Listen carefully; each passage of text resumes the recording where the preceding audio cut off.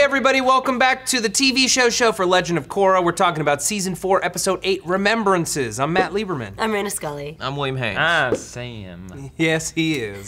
So this episode was a clip show. Yeah. Hell yeah. You sound like you're not really here right now. You're the only one who's like, hell yeah, I'm trying to clip remember show. the episode while we talk about it. You just watched it minutes ago. Okay. Moments ago. Yeah. And I have to imagine that no one in the audience is happy getting a clip show just mere episodes away from the series finale, the last thing that'll ever be in the Avatar universe. True. But In see, more clip show. Oh, sorry. it actually turns out that in like 10 or 20 years, I'll be a billionaire and I'll fund them a couple more seasons. We're There safe! you go. Yay! He'll hopefully be alive. So everyone watch William Haynes TV so he can make that internet money.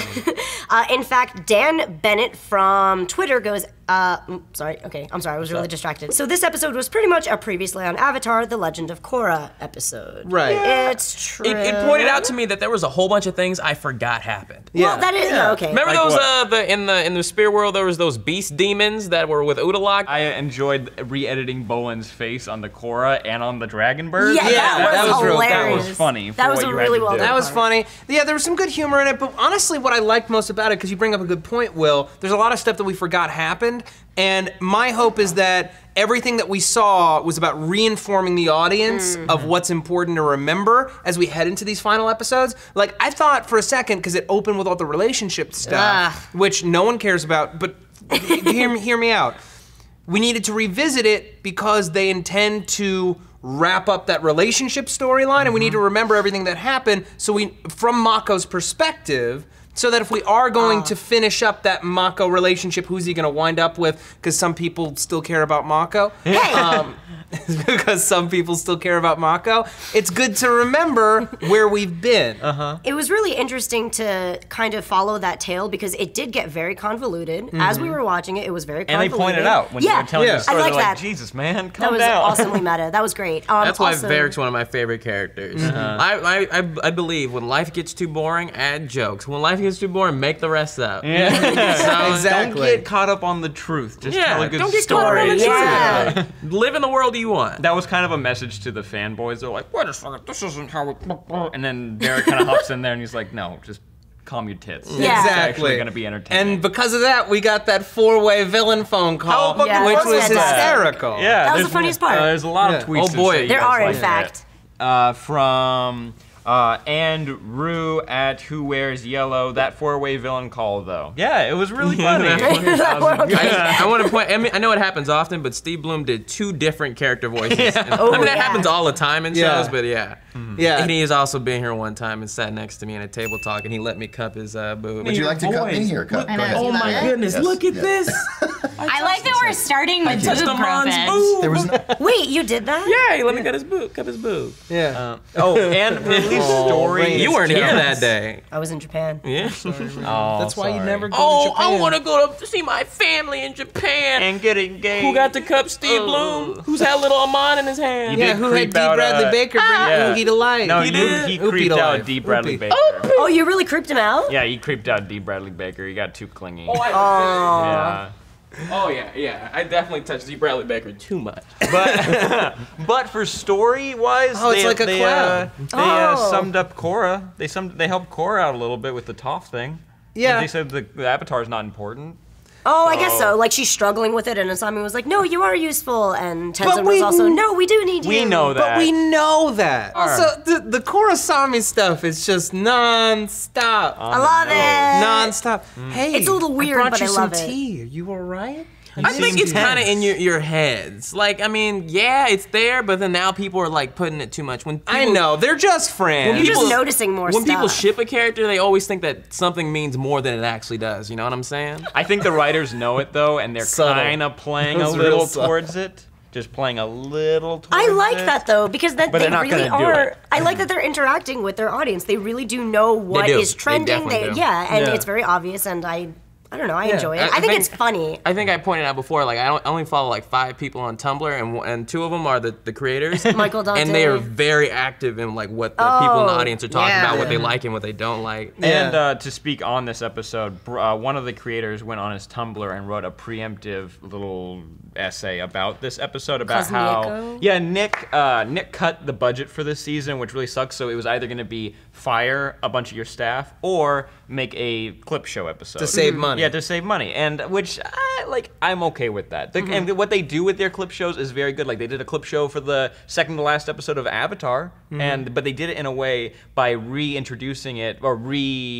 telling the story through other characters with the actors. Have you caught up on the old series yet? I'm still in season 2. It's my favorite episode. No, they go to a play. Close Your Ears. This is the one episode you didn't watch. This is the one you didn't watch it? He did it on purpose. I intentionally didn't watch it. Really? I don't want to watch. Do you know what it is? Yeah, I know they go to a play, but that's all I know. They go to a play, and it retells the story from the previous season. Yeah, because he doesn't want the show to end. If he doesn't watch it, there's always going to be more Avatar. But I decided I will eventually. They're good with their clip shows. The chibi animation was great. That was fantastic. And I all the enjoyed voice work was great.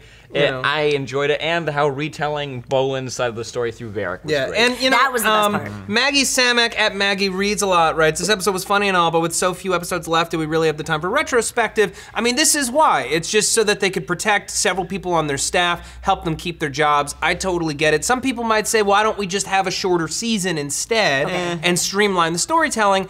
That's why I'm like, if this episode helps us get in the right mindset for these last few episodes, refocus and remind us what's important and where our characters are at, then I'm okay with it. I guess so. The issue I have with like mostly this show in particular is like the issue I have with life in general is like opinions. For some reason, I'm always gonna be on the creator's side because it's their art and whatever they want to do with it, let them do it. People are always like, I don't like what you made that character do. It's not your art. It's not. Yeah, it's their opportunity to portray their character the way they want. Yeah. So just enjoy it. Yeah, just deal with it. And they do made it hit on that a funny. lot, actually. Yeah. They're like, just calm down and enjoy the story. Whenever they want to take the story, I'm fine with it.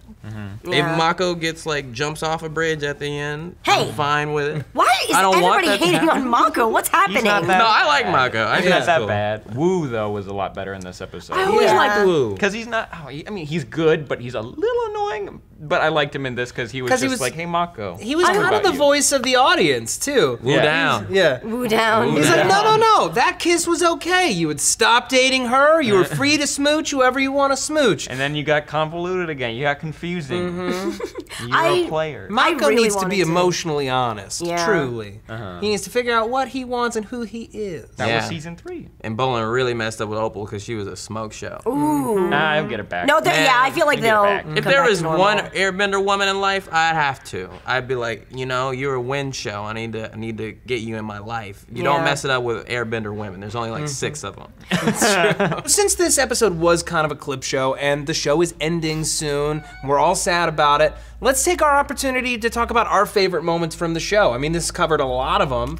Oh, yeah. What was your favorite moment from the show, Reina? A lot has happened, but I think it has to do with what grabbed me the most. I think the Amon and the Equalists were my favorite, arc. I know it was the beginning, so I feel like I was maybe influenced by that as well. Like, I was like, oh my god, it's so new and interesting and amazing. But I really liked the idea of taking away bending. Yes. That was insane to me, something that was not explored before. Also, getting to see, like, Republic City and how it developed was interesting. Like, seeing that the police force is now, like, metal benders. That evolution was interesting, but it was also predictable, you know? So, Amon being the villain and taking away bending was just really cool. It was amazing. And it was like a cool little mystery which Avatar hadn't really done. Right. Yeah. It's a completely unexplored territory. Different style of storytelling. What about you, Will? My favorite part definitely was everything that had to do with Zahir. I love that. All right. That affected me in my life. That let go of your earthly tethers into the void, empty, become wind. Like said that that's you now. That legitimately affected me as a person, and I'm different. Yeah. I'd have to say the fight scene between Zahir, basically the last episode of season 3. Yeah. Everything that happened in that, because Korra thinks she lost her dad, like she's being poisoned. They're just trying to take away not just her, but take away the Avatar from the world. So she has to fight with everything she has. And the art style and the way they shot the fighting with flying with Zahir and the music. Yeah. God, this show's got so much good music. This show is masterfully done on the music side and the animation side, but music always hits me harder in movies and TV shows. This is like with the 20s, the 20s theme, like trumpets and saxophone and big the band, radio. and then the radio, and also you got your classic Avatar thing. But yeah, the highlight for me is the last fight with Zahir, and then transitioning into Korra being depressed. I was like, oh. That was too dark for me. I wanted to like all of that, but the fact that it ended on such a sad note really hurt me. As an adult note, because that's how things happen sometimes. Yeah. It's true. It Yeah. shows that they trust their audience. You guys have covered a lot of the great stuff. I'm a big season 1 fan. That final episode was great. I also love the fight from season 3 in Zaofu with the lava bending. Yes. Oh, yes. Was really great. And I also have to give a shout out to season 2 when we Yeah. explored the origins of the Avatar. Like that 2-episode arc to me is the height of the show. Yeah. Like that was a beautiful set of episodes. That was. Yeah, and it's like inspired by one of my favorite movies of all time, What? Spirited Away. Really? You knew that? No, it didn't. You knew that, the bridge? Yeah, radish where spirit they- on the back? buddy. All the spirits look like the Spirited Away spirit. I'm gonna take you back there and beat you up, and we're gonna talk about this. No, okay, I've only seen Spirited Away once. You need to that's see it why. 12 I more should times. see it You need 12 more to see times. It's great. Okay. They like to base their things off of other things. Yeah, They wear their yeah. references on their Wars. sleeves. And that's love- okay.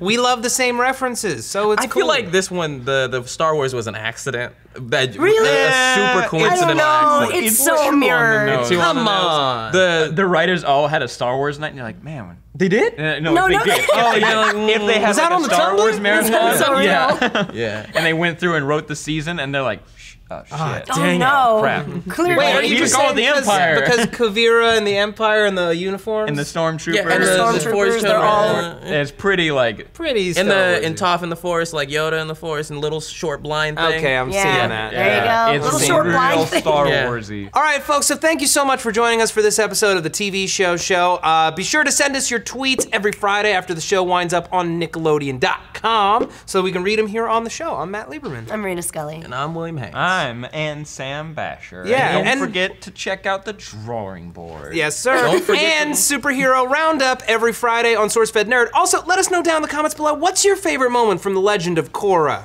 All right? Come on. Watch people be like, on Saturdays at 1 o'clock, 12 o'clock, or 11, I don't remember. Watch Anime Club. That's newly moved to Monday now. That's a dumb show.